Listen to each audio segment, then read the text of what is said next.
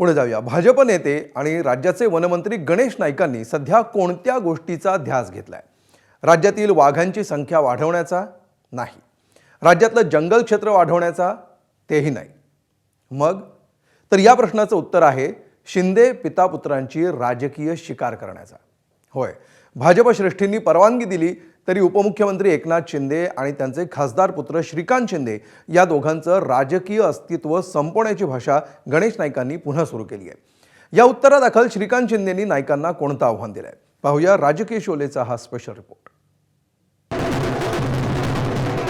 महापालिका निवडणुकांचे निकाल लागून बरोबर 1 महिना उलटला। तुमच्या शहरांमध्ये नवे कोरे महापौर विराजमानही झाले।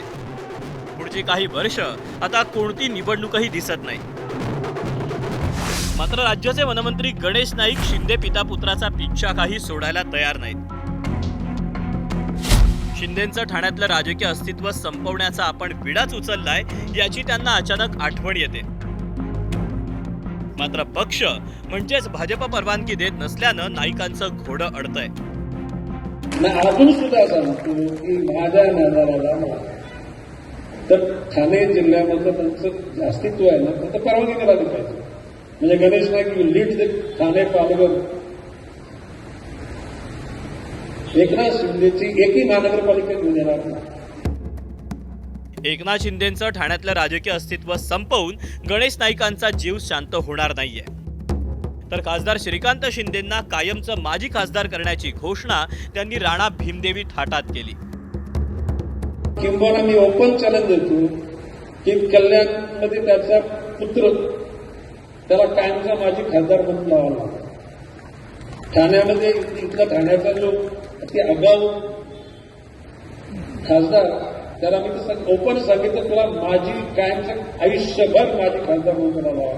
हे मी नाही लावणार, ही ठाण्याची आणि कल्याणची जनता फक्त गणेश नाईक फक्त लीड घ्यायची पाहिजे। महाशिवरात्रीनिमित्त एका सार्वजनिक कार्यक्रमात मुलाखत देताना वनमंत्री गणेश नाईकांनी केलेलं राजकीय तांडव खासदार श्रीकांत शिंदेंच्या कानापर्यंत पोहोचलं। त्यावर प्रतिक्रिया देताना श्रीकांत शिंदेंनी काही काळासाठी खासदारकीचा कुर्ता बाजूला ठेवून डॉक्टरांचा ॲप्रॉन चढवला। गणेश नाईकांच्या इशाऱ्यामध्ये डॉक्टर श्रीकांत शिंदेंना वाढत्या वयामुळे बळावणाऱ्या आजारांचं दर्शन झालं। वयाच्या हिशोबाने काही आजार जे आहेत ते होत असतात।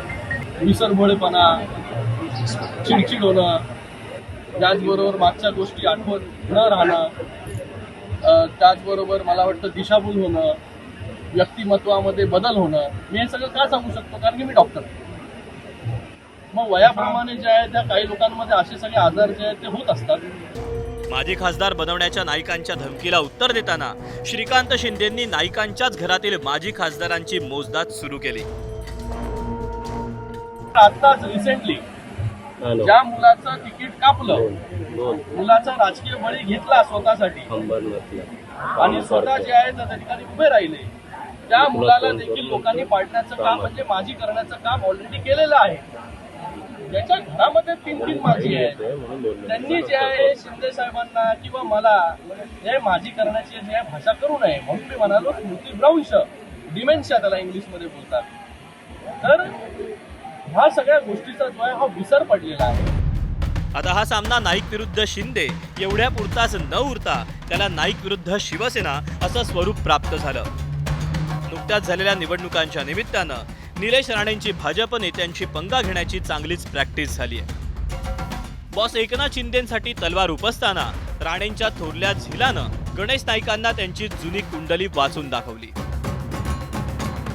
गणेश नाईक साहेबांना काय झालंय मला माहीत नाही, त्यांचा प्रॉब्लेम काय आहे। आपण अलायन्समध्ये आहोत, माहितीमध्ये एकत्र आहोत, तर तुम्हाला विरोधक दिसत नाही आहेत, तुम्हाला शिंदेसाहेब दिसत आहेत आणि वारंवार स्वतःला पब्लिसिटी मिळावी म्हणून तुम्ही शिंदेसाहेबांचं नाव घेत आहे। ह्यांना जी खाती मिळतात त्या खात्याचं वाटोळं होतं। मागे पण एक्साईज खातं यांच्याकडे होतं, एक्साईजमध्ये ते काय दारूचे लायसन्स देण्यामध्ये झोलझाल केले, तिकडे सरकारचं इन्कम कुठेतरी नुकसान केलं। आता परत वन खात्यामध्ये तेच करताय।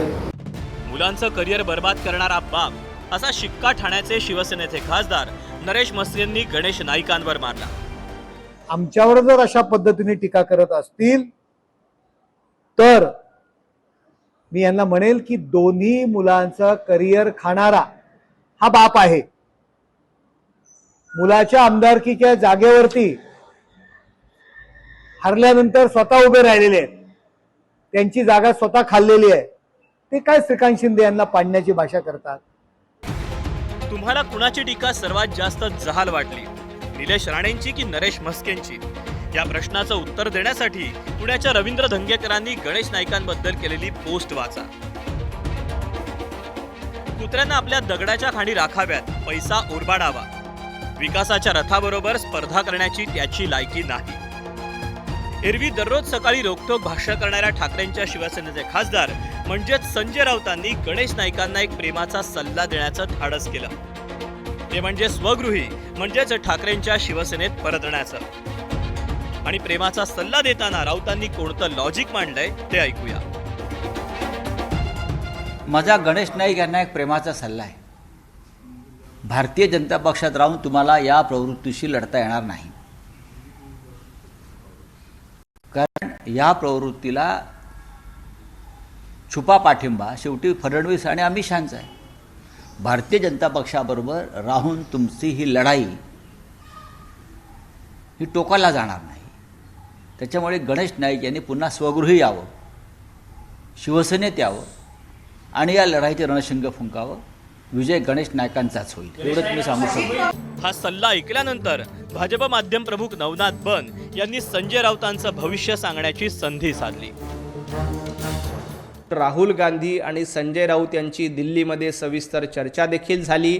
येणाऱ्या काळात राज्यसभेची मुदत संपल्याबरोबर संजय राऊत हे उभाटा गटाला जय महाराष्ट्र करतील आणि काँग्रेसमध्ये राहुल गांधींच्या नेतृत्वात चाकरी करायला सुरुवात करतील. त्यामुळे संजय राऊत यांनी गणेश नाईकांना स्वग्रही बोलण्याची भाषा करण्यापेक्षा आपण उभाटा गटामध्ये किती दिवस राहणार आहात हे एकदा महाराष्ट्राला सांगा. एकनाथ शिंदेंचा बालेकिल्ला असलेल्या ठाणे जिल्ह्याला सुरुंग लावण्याची जबाबदारी भाजपनं गणेश नाईकांवर सोपवली. गणेश नाईकांनी नवी मुंबई महापालिकेत शिवसेनेचा टांगापलटी करून घोडे देखील बेपत्ता करून टाकले. निवडणुकांच्या दिवसातली टीका टिप्पणी, टोले टोमणे, आरोप प्रत्यारोप समजू शकतो. मात्र निवडणुकांनंतरही गणेश नाईकांचं ऑपरेशन शिंदे हे काही संपलेलं नाही एवढं नक्की. हे ऑपरेशन करण्यासाठी गणेश नाईक जेवढे आसुसलेले आहेत तेवढेच उत्सुक आणि आतुर भाजप श्रेष्ठी आहेत का? विनायक पाटील, एबीपी माझा, नवी मुंबई. एबीपी माझा, उघडा डोळे बघा नीट.